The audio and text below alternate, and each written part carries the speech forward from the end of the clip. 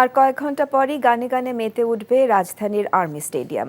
বিখ্যাত সঙ্গীত কিংবদন্তি রাহাত ফাতে আলী খান আর দেশীয় ব্যান্ড শিল্পীদের বাজনার তালে মুখরিত হবে গোটা এলাকা।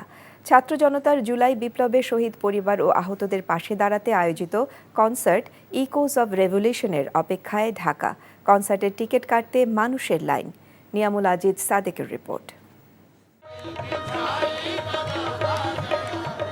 জমকালো আয়োজন, লাইটিং, অত্যাধুনিক সাউন্ড সিস্টেম, এলইডি ডিসপ্লে সবকিছু মিলিয়ে প্রস্তুত আর্মি স্টেডিয়াম।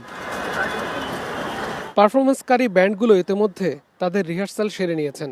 সব ধরনের সাউন্ড কোয়ালিটি চেক করা হয়েছে। অলরেডি আয়োজন সম্পূর্ণ শেষ। আমরা বিকাল 4টা থেকে এনটিভি অন ইয়ারে যাবে। দর্শক যারা টিকিট কেটে আসতে পারেননি তারা বাড়িতে বসে এই কনসার্টটা উপভোগ করতে পারবেন।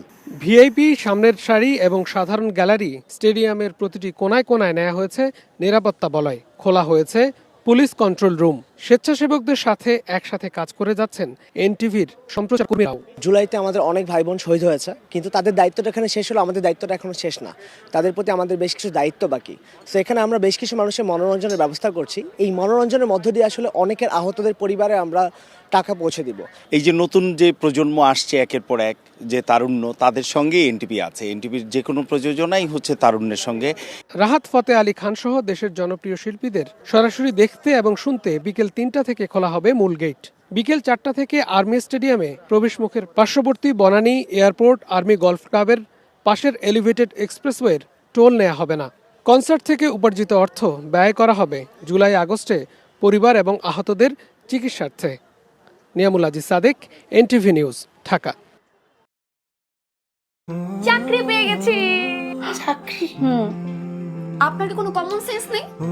আপনি একটা মানুষের বাসায় ঢুকে পড়ছেন কিভাবে? বাসায় প্রবেশের কি নিষেধ আছে নাকি? এই অসময়ে ছাদে আসার কারণ কি? নতুন করে কারো প্রেমে পড়লেন নাকি? আমি আকাশ দেখছিলাম, আকাশ দেখতে দেখতে হারিয়ে গেলাম, হঠাৎ করে আপনি আসলেন।